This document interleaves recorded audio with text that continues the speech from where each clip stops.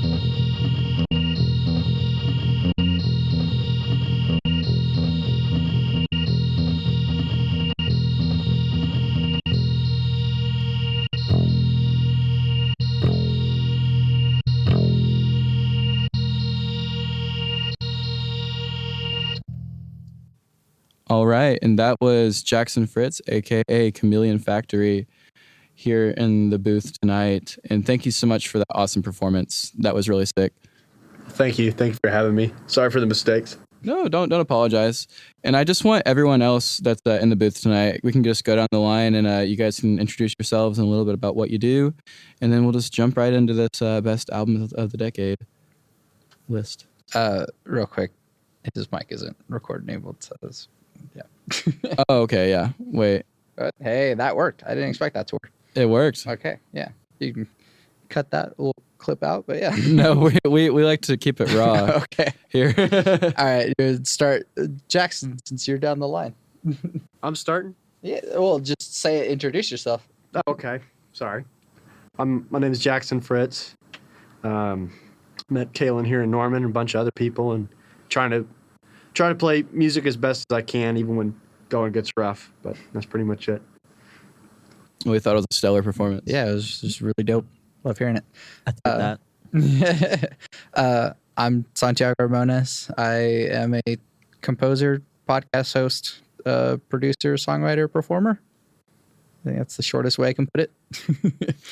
That's a dope. That's the dopest, quickest resume I've ever heard. Well, thank you. I'm Tai Phan, and I'm a structural engineer. So I've met Kaelan for a couple years now at a place called Second Wind Coffee. and it's a pretty neat place. Sweet. Shout out Second Wind. Yeah, shout out.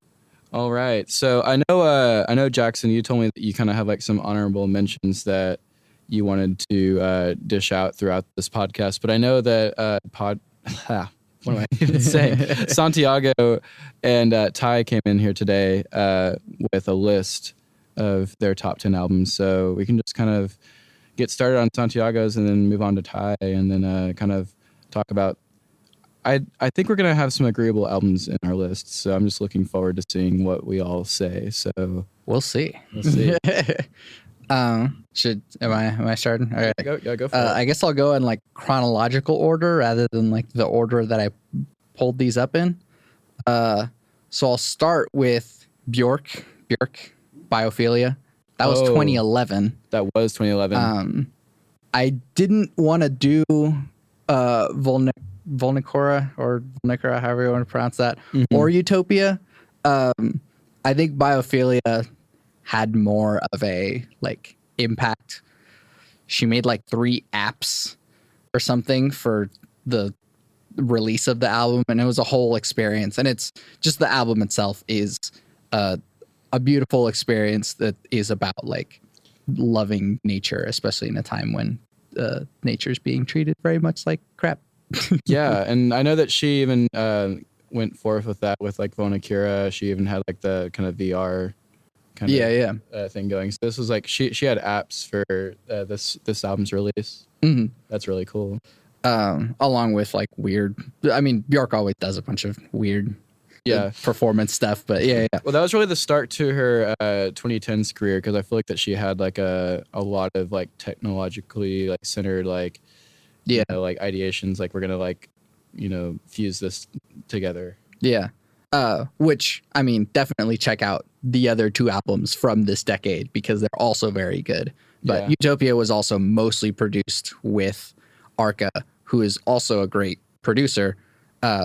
But like it's not as much a Bjork album as it is like a Bjork and Arca album. So I mean, you're totally right about that. Yeah. I love the flutes on that though. There's Utopia, the flutes are amazing. That is Bjork. Yeah. She plays flute? Yeah. No, there's like 20 people are playing flutes. I don't know. Oh yeah. It sounds like it. Bjork does play flute. Wow. She plays fruit as she well. She probably also plays fruit. Yeah. She works to find a way.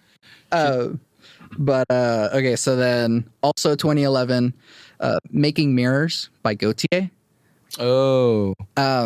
Now we all know Gautier as the like somebody I used to know guy, but the rest of Gautier's music is so dope, and I feel like people are missing out if they just think that Gautier is just the one song, because man, the rest of his music is so good. Yeah, he had some really like dope music videos aside just like like the one that everyone knows too.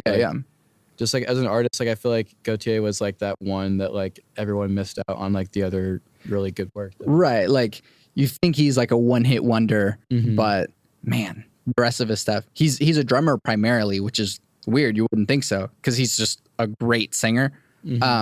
But the Gautier project for him was just him doing like, let me see if I can produce some stuff, and he did and nailed it. And then with Kimbra on top of that, it was overpowered. Oh yeah. And if you really just want to cry, look up the video for Bronte, Bronte, and man, it's a story about like a family whose dog passed away. That's so sad. Yeah, and it consistently makes me cry. So I mean, just it's a really good video, and the song is just like really good and really sad, but yeah, it's dope. I'll have to check that out later. Yeah. All right, let's see. Do I have any 2012s in here? I don't. I have 2 from 2013. Going on more of like the more popular side. Woodkid, The Golden Age. Yes. Oh my gosh. Okay, so were you introduced to Woodkid the same way that I was? The Assassin's Creed trailer, Iron? Yes. Ty, do you remember this trailer? For which Assassin's Creed game? There's Revelations. Like 20 of them. Oh, okay, that one. Yeah. Oh, yeah, I remember that one. That was like the Assassin's Creed trailer. Yeah. Yeah.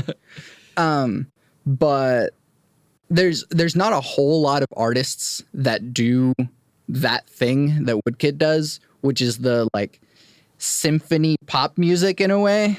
Yeah. And so he has like an orchestra playing his stuff, but they're really like good, well composed pieces, but are also like good, just like hype songs. It's almost like Bastille could have like picked up a couple of like pointers from Woodkid. Sure. And I mean, another artist that does that a lot is Sunlux, who I will be mentioning later. So Love Sunlux too. Oh my gosh, yes. Yeah. But they did a tour together. I think around the same time that the Golden Age was released.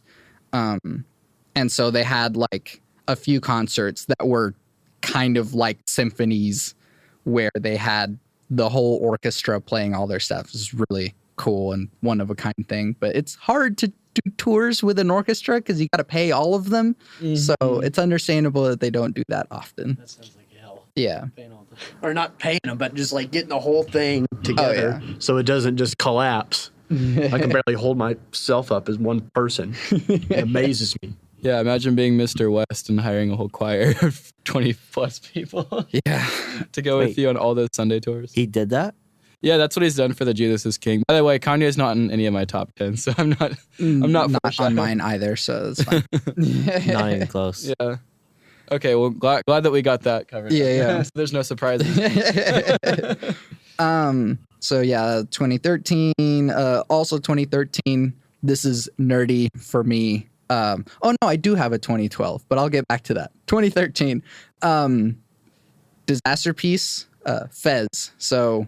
Okay. Yes, video game soundtracks. I know we're not like we're thinking about that, but no, but Fez is definitely an interesting one for all across the board. Yes. So if you didn't know, if you haven't watched Indie Game the movie, Fez is an indie game made by essentially two people, three if you count the composer, and it's a beautiful game with a lot of interesting like philosophy woven in there.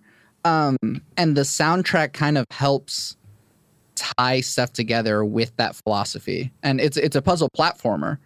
And there's a lot of sort of almost like augmented reality puzzles in the game, so that sometimes the game will give you a QR code and you'll scan the QR code with your phone and it'll take you somewhere and it'll like give you the answer to that puzzle.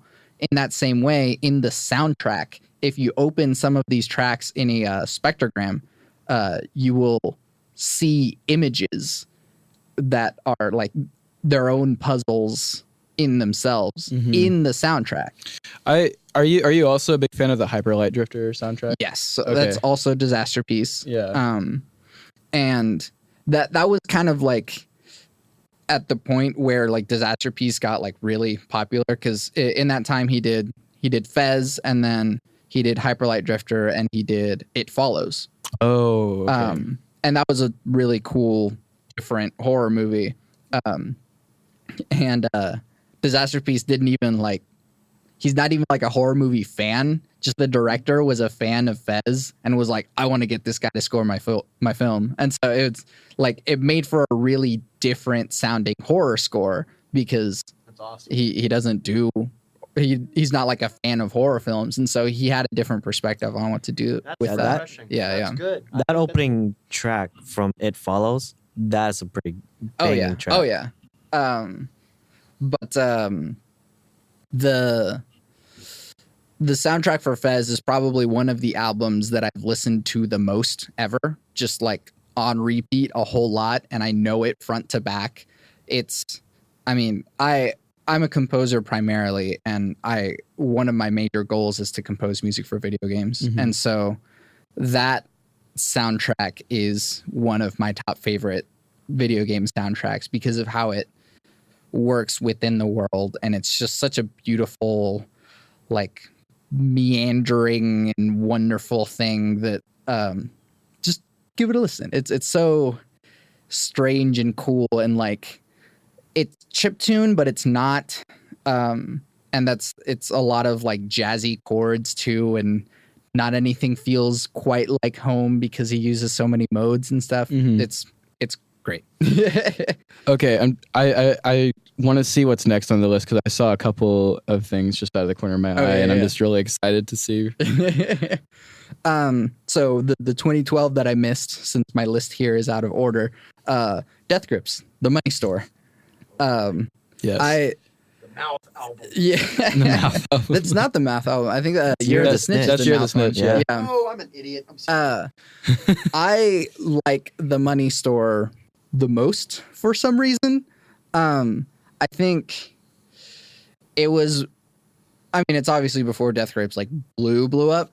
And so everything was just dirty and like, I don't know, they just like put everything out as it was rather than like taking the time to like polish it up, which is kind of how I feel about Year of the Snitch. Year of the Snitch was definitely a lot more polished and a lot more like the most silent moments in any of the discography.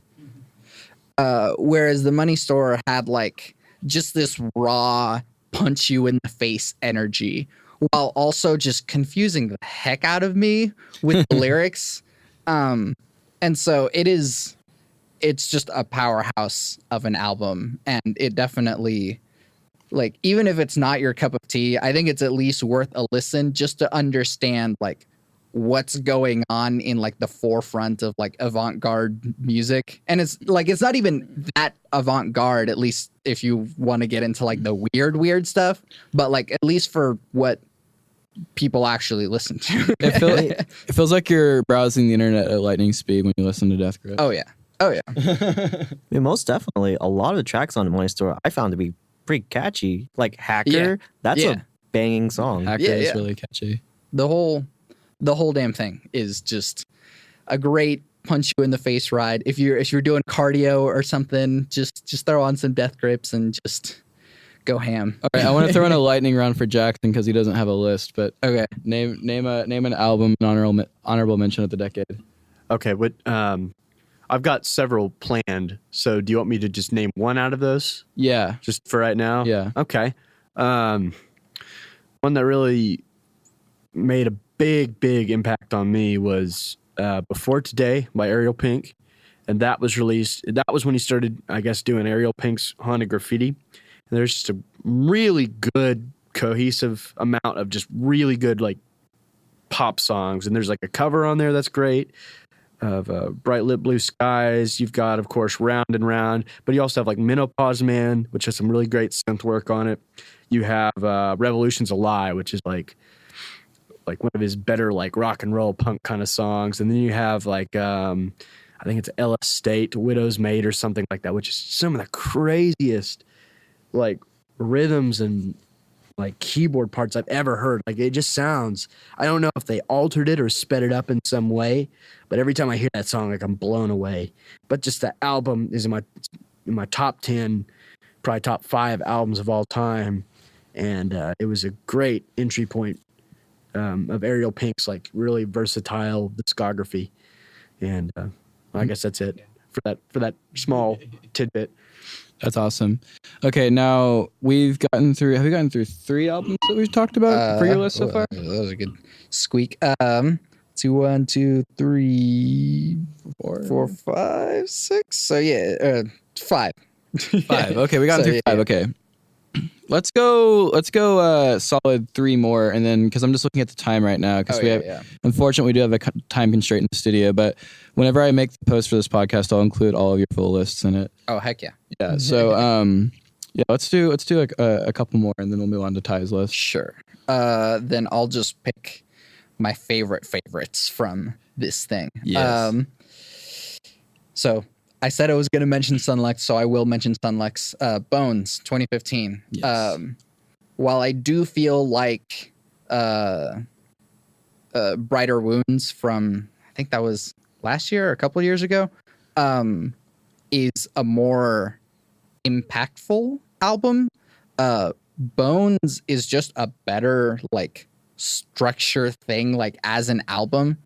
And it's the first album that they got the two other people. It started out as just Ryan Lott as a composer and bringing other people in, but then they permanently got Ian Chang, who's one of the best drummers right now, and Rafik Bhatia, who is a killer guitarist. But Bones has a sound unlike anything else. Sunluck has a sound unlike anything else. They do that symphony rock, sometimes pop-ish thing, but they take these orchestra instruments and sample them and just mangle the crap out of them and just make beautiful, amazing sounds that like just penetrate into my soul. I was gonna say, because like I know that Sunluck's made a lot of waves this decade, even like working with like artists such as like Sufjan Stevens. Yeah. And they got sampled a lot. They got too. sampled a lot. And do they even have a master's course, or am I making that up? Or I'm not sure. I mean, I wouldn't be surprised, but like they do something else with music and production and composition. Like, you could call them songs, but they're more than that. So I mean, I've like hesitated to like perform any Sunluck's covers because there's just some things in the songs that just need to be there to make it that song. yeah. And man, Not easily doable or replicated. yeah. Is it that type of thing where it's just got to be a certain way, or else it's just a big chunks missing? Right. Like I can't quite get, a horde of flutes to make weird fluttery sounds while I'm singing or something. Not without your $15,000 Prismizer. Right. Yeah, sure. Or whatever Francis and the Lights use. Yeah. And then I would be remiss if I didn't say Radiohead, A Moon-Shaped Pool. That's a tangential one for my list. Yeah. Ooh, I almost put that on there. I almost put it on there though. Really? Yeah. That's funny that we all thought about it, at least. That's good. And, I mean, and why a moon-shaped pool above all else? Well, I mean, what year did King of Limbs 2011. 2011. Yeah. I won't say King of Limbs. It just wasn't enough. I love Radiohead's my favorite band, so I love everything that they make. Tom York could fart into a microphone, and I'd be like, "Yep." But A Moon-Shaped Pool. One is that I was waiting so long, like my heart was ready for more Radiohead. And this album came out shortly after Tom separated with his longtime partner, who then passed away like a year after the album's release. And just the whole thing is just it. I would be fine if this was Radiohead's last album. Yeah. Like they can send you out on True Love Waits. True Love Waits and just all right, I'll just weep until I die with this last album. I think you're crazy. I want more Radiohead. I mean, like, yeah, no, of course I want more Radiohead, but like, if this was their last album, I'd be okay with that. Mm-hmm. But man, it's exactly what like a band as iconic as them sort of settling into their grown-up selves and becoming more than the legacy that they are. I'm probably using extremely lofty language for people who aren't big fans of Radiohead, but this is how I feel about it. Don't worry, anyone who's listening to this better like Radiohead, or why else are you listening? Yeah, right. Okay, I'm sorry to cut that off so short. No, We gotta move on to Ty's list, and Ty, you can like name off like 6 or 7. 6 or 7. Try to keep the justifications a little bit short so we can burn some more time for Jackson. Okay, I'll just quick fire the first 4, and then I can talk a little bit about my top 6. Okay. So number 10 is Melody's Echo Chamber, Bon Voyage, that came out last year. That was pretty good psychedelic pop album. Lucy Dacus, No Burden. Pretty much all of this year, like, she had the best vocals of anybody. I think her vocals is really good. Owen, for any of those American football fans. Ghost Town, It's the name of the album. Deaf Heaven. That's a pretty good one for Ordinary Corrupt Human Love. Yes. That's the most recent one that they came out with. Okay. And now we're on to number 6. So number 6 I would put as Tim Hecker's Canoyo that came out last year, which I absolutely loved. I think it would be my favorite album of 2018, actually. It's a mixture of ambient electronic and Japanese court music, which is such a strange like combination. Like you never expected like ancient Japanese court music to pop up in anything, and yet here we are. And I think he pulled it off really well. The way that he manipulates, and I think like with the influence that he's pulling from, he didn't even manipulate it that much. It's just that he got this ensemble and he just told them, just play, just do whatever you need. And a lot of it's improv, and I find it to be incredibly engaging. The last 2 tracks, Sodium Codec Haze and Across the Anoyo, are some of the best music that he ever came out with. Let's see. When you say court music, do you mean like theatrical Japanese music? Yeah, the music that they would play for like emperors and. Oh wow! Yeah, that sounds really cool. And then Anoyo came out this year, right? Yes. Yeah, so it's the second part. Yeah, it's kind of like an epilogue to Canoyo, which Anoyo is a pretty good album. I find it to be just almost as good as Canoyo. It's a little bit shorter, but it's like Canoyo came out first, and it was kind of like the main part. Yeah, you know, with it's similar to Drop Pianos by Tim Hecker, the one that he released after Rave Death 1972, which is just a more bare bones kind of his music. You just mentioned one on my list. Oh really? Yeah. Oh well. Let's see. Number 5 is Daughters, You Won't Get What You Want. So that came out last year as well. The reason why I put it at number 5 though is because it kind of succeeded at what Canoyo did, which is terrified the hell out of me. That album I find to be incredibly anxiety inducing, and normally like that kind of music, like people are just kind of stay away, like negative feelings, but I view You Won't Get What You Want as sort of like a horror film that did exactly what it went out to do and did it perfectly. And so and also it's a pretty catchy album too. What's your favorite track off of You Won't Get What You Want? Oh, Ocean Song. Ocean Song, definitely. Well, actually, Long Road No Turns and Ocean Song. I think they're neck and neck for favorite song off of that. Yeah, so. Whenever I got that recording live, I was so happy to get the whole song. Oh yeah, it is an awesome concert. It was so good. Okay, moving on to number 4 is Mount Erie's A Crow Looked at Me.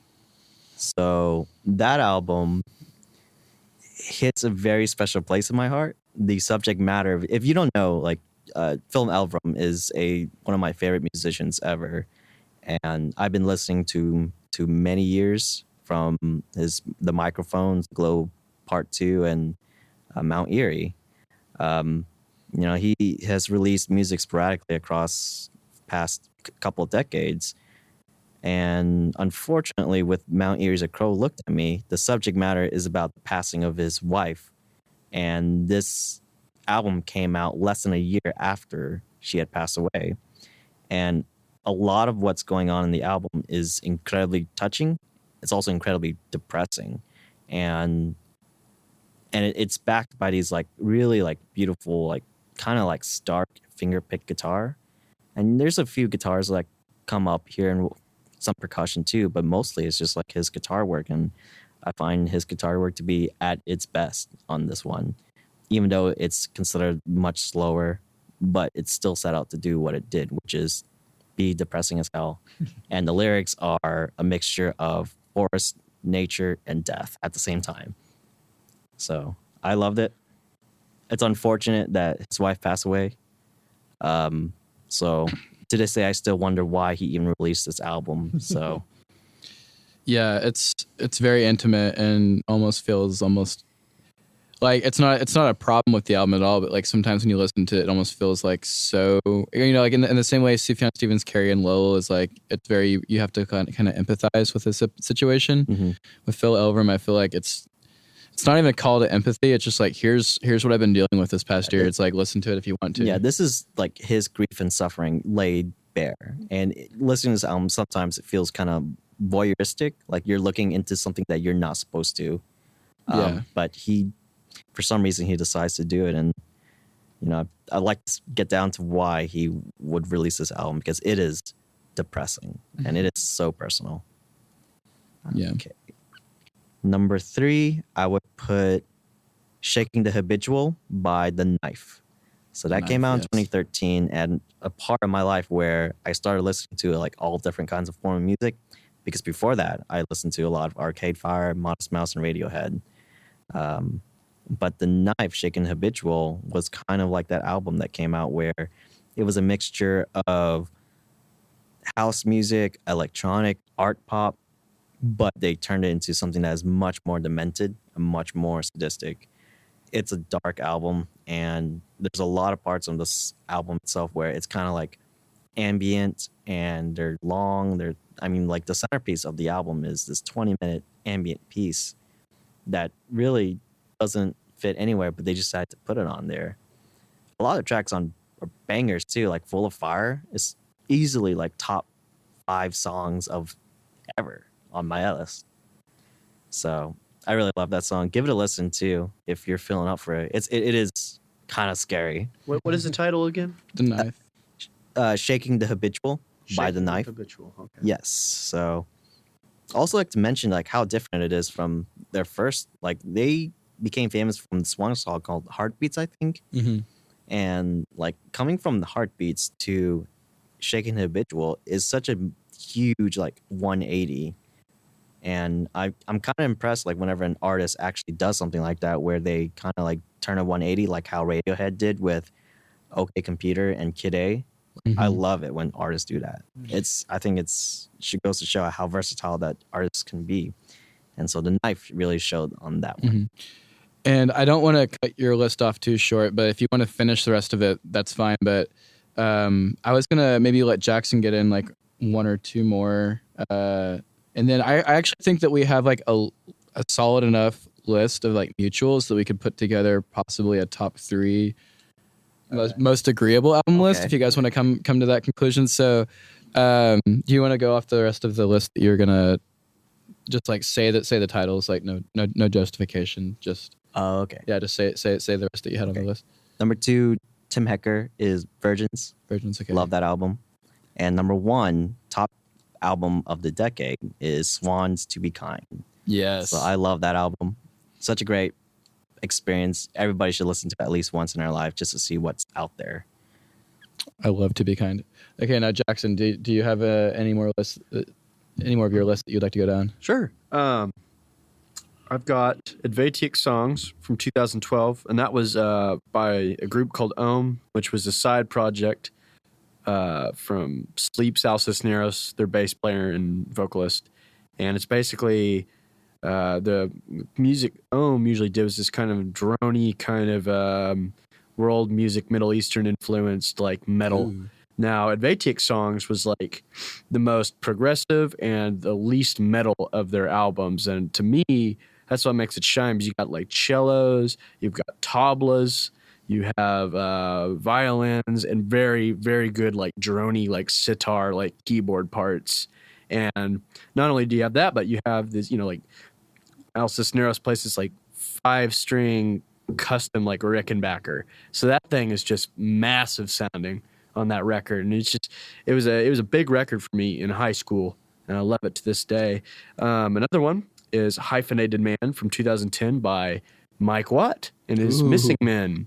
Now, Mike Watt was in the Minutemen, Firehose, and plenty of other bands, but my favorite musician, fantastic bass player.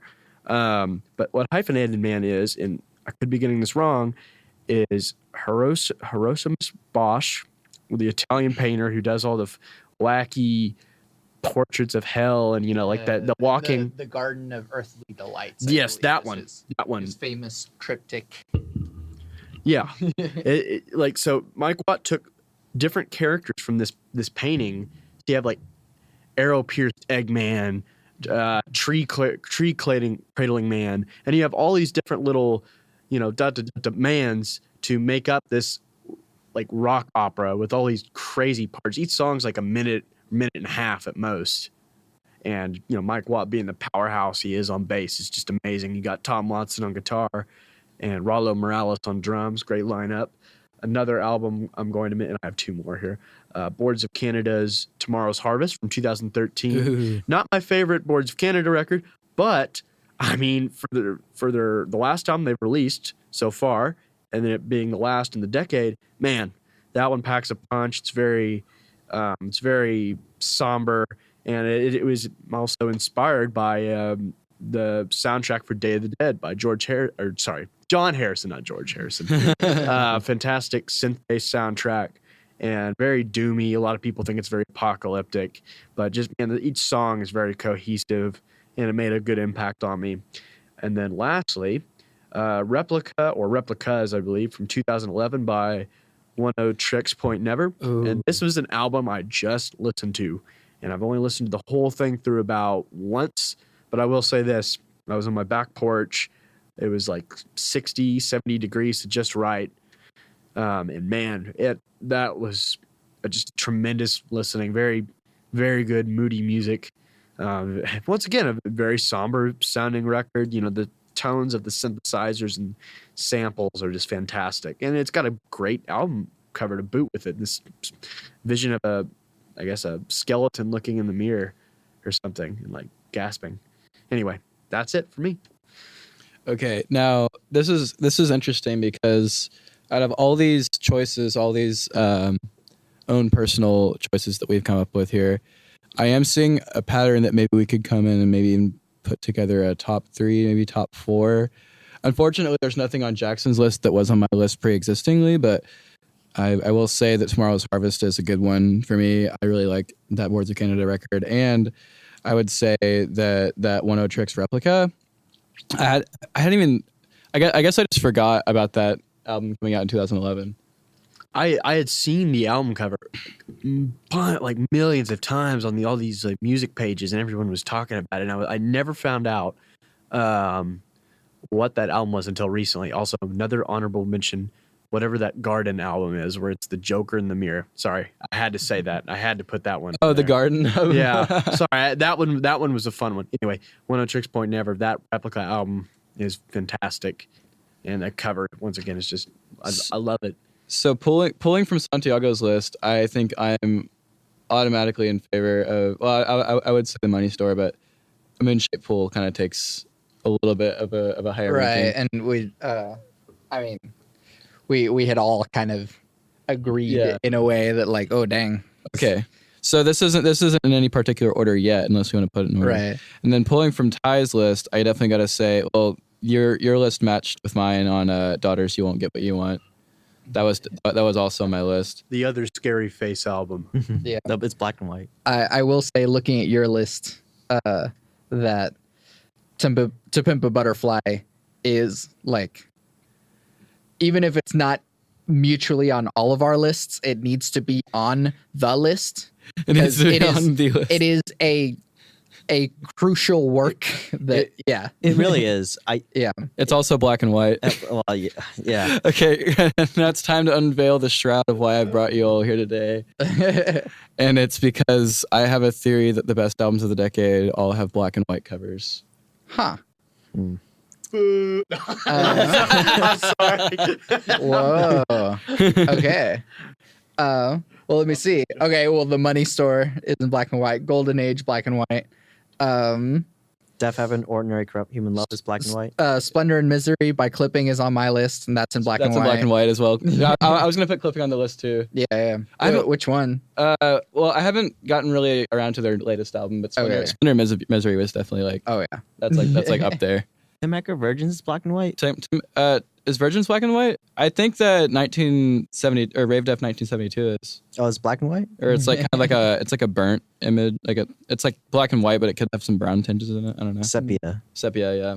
maybe. Is it sepia or is it black and white? It looks. I'd say it's black and white. I was just looking at this one, and it's like, oh, that might be black and white too. Burgess is a little bit black and white. Yeah. No, it's actually this dumb theory that I had because I couldn't pick like my favorite albums of the decade. Right, so I was like, I wonder if like, because I was just noticing like a pattern in like all my favorite albums, like not all of them, but a lot of them were black and white covers, and I was like, maybe this is like an artistic choice that is like pointing towards some pattern of like patrician authority. Peppa the Pig isn't in black and white. Peppa the Pig is not black and white. Oh but no, it's still the best album. So that kind of throws your theory out the window. My theory is foiled by Peppa. I mean, also on my list, Aromanticism by Moses Sumney. Not necessarily in black and white. I love Moses Sumney, but I mean, it's almost black and white. So I mean, because some of these are like close. yeah.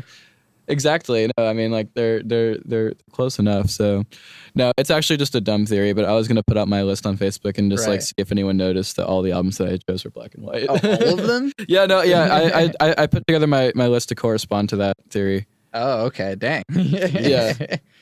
Oh yeah, the replica I just mentioned. I was looking at the albums as you were saying them, so I was like, oh yeah. Interesting, right? not in any way like empirical, but maybe it's because like those artists felt the message was strong enough within the album that they didn't need color to like contribute to like your perception of the album. It's like, no, this doesn't even need the extra push from my album art. I'll just give it to you with this, and you know that it's good. Kind of like how Stevie Wonder like sees music in colors in his head. But the opposite. Yeah, exactly. The opposite portrayal. Stevie Wonder just like sketches you a beautiful image, and it's like he's like, you can add color later. That's what I always do. So that means that it's the inverse is true. Then the more colorful album is the worst album. Like Chance the Rapper's The Big Day.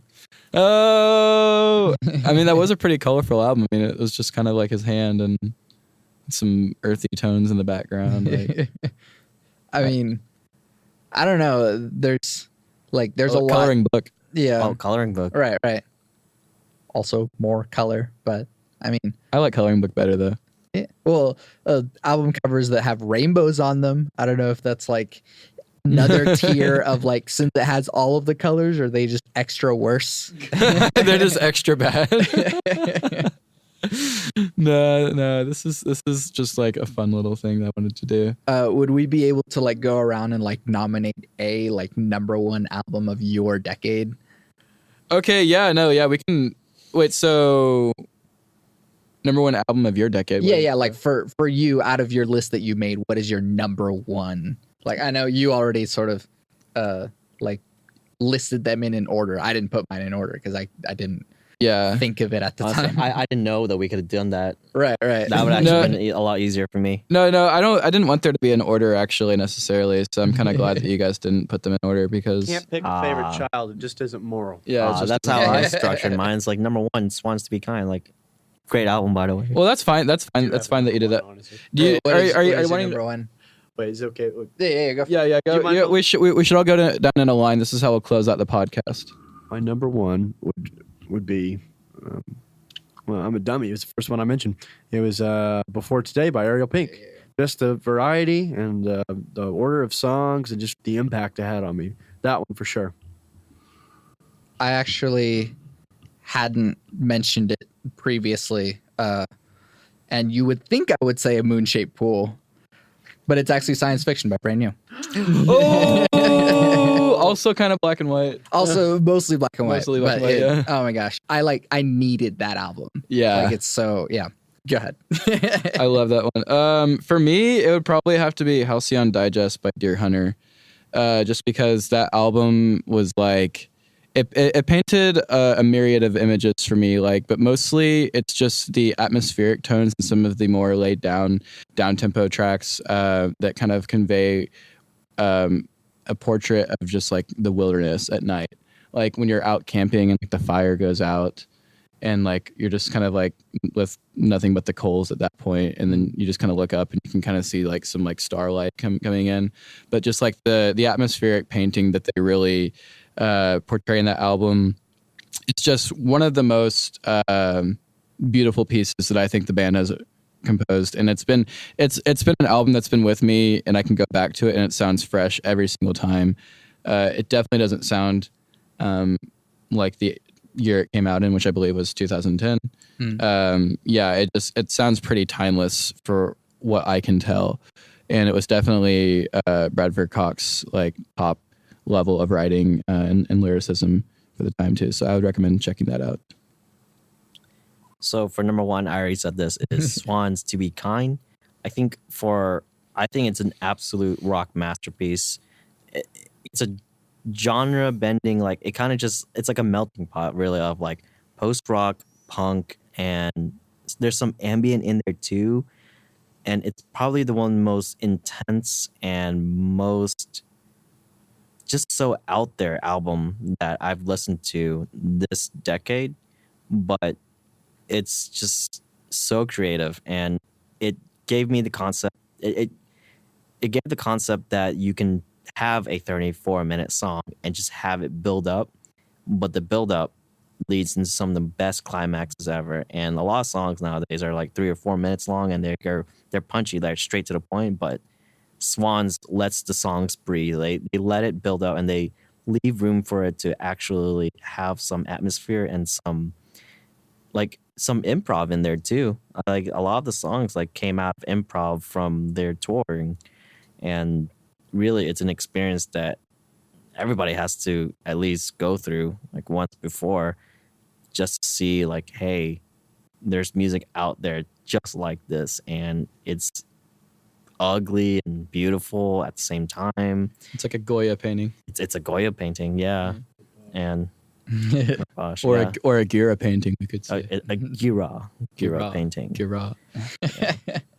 Do you guys have any honorable mentions before we go? Because maybe second in line. Oh, well, I since I didn't say it out loud, I have to say the Transistor soundtrack by Darren Korb is. Ooh, I'm glad you.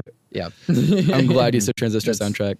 That's my favorite game of all time, and the soundtrack is a large reason for it. But, yeah. I'm glad I spoke up. Anything? What about you, Ty?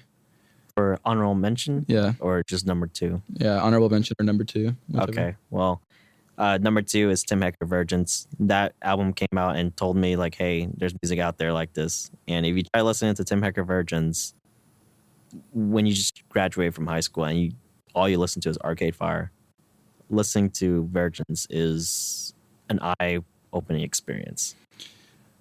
I think for me it would be Grouper's AIA, Alien Observer. That album is just nothing but calming bliss throughout, and it's just like it really feels kind of a similar reason why I like Halcyon Digest. It kind of like evokes those like feelings of like being out at night, like, but like it's more of like a stargazing kind of. It's also in black and white. It's also in black and white. Whoa! Oh this guy might be onto something. Just kidding. It's a really dumb theory. Jackson, you got like another honorable mention? Goodness. Like I said, I'll say the. I feel so stupid because I should know the name of it, but I think it was their last album. Is The Garden. It is the album where there is a jester clown type figure looking in the mirror. Yeah, I mean it's the thing about that album is I just turn my brain off and I listen to it. I mean, it really is just them fooling around. It's The Mirror Might Steal Your Charm. I haven't listened to this one yet. Oh, it's fun. It was the first and only album I've heard by The Garden, and it was what got me introduced to their music because it's just, they call it Vada Vada, I think. It's like that's what they call their genre. It's kind of like how Magma made up, the I can't think what their name was, but it's the band makes up their own genre because they don't want it to be, have the normal genre classification.